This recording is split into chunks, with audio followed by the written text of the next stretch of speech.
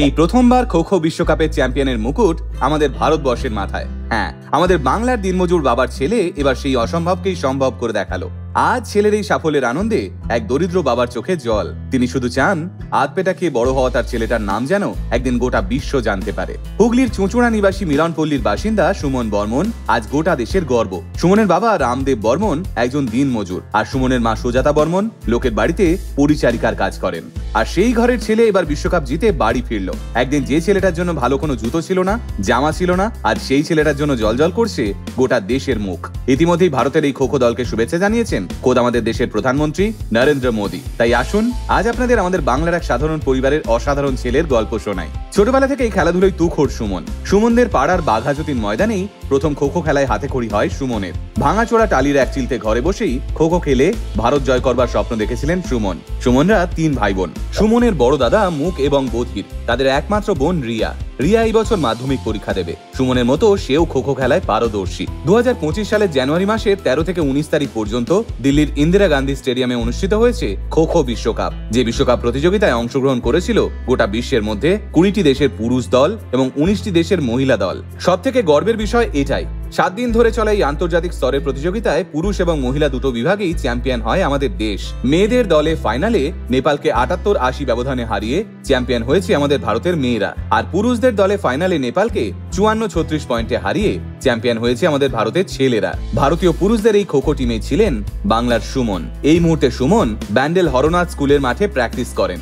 একাগ্রতা, প্রতিভা আর পরিশ্রমের জোরে আমাদের বাংলার এই ছেলেটার ঝুলিতে ইতিমধ্যেই এসে জড়ো হয়েছে বহু পুরস্কার আর শংসাপত্র।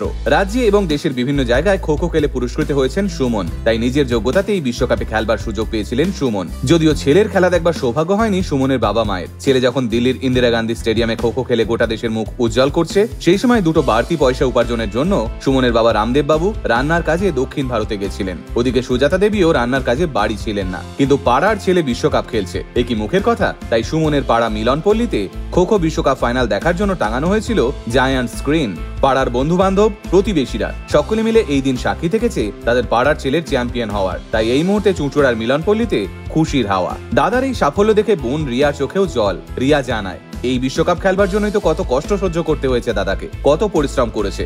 সত্যি পরিশ্রম বৃথা যায় না, আর তাই আজ জাতীয় দলে খেলবার সুযোগ পেয়েছে দাদা। একই সঙ্গে রিয়া এও বলে, বিশ্বকাপ জিতে সাফল্য আসলেও তাদের লড়াই দুবেলা দুমুঠো ভাতের। ছেলে সুমনের এই সাফল্যে রামদেব বাবু বলেন, দিনমজুরের কাজ করে 120 টাকা পাই, আমরা বড্ড গরিব। ছেলে মেয়েকে খেলার জন্য ভালো জুতো কিনে দেওয়া তো দূর, পেট ভরে খাওয়াতেও আমি ব্যর্থ।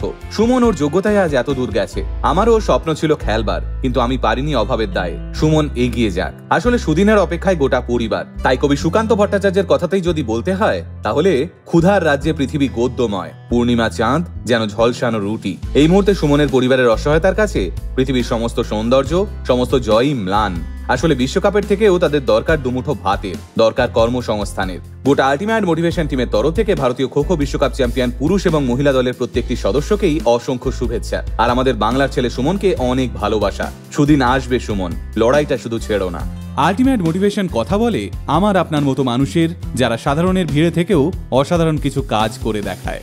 আল্টিমেট মোটিভেশন, বাংলায় মোটিভেশন, বাঙালির মোটিভেশন।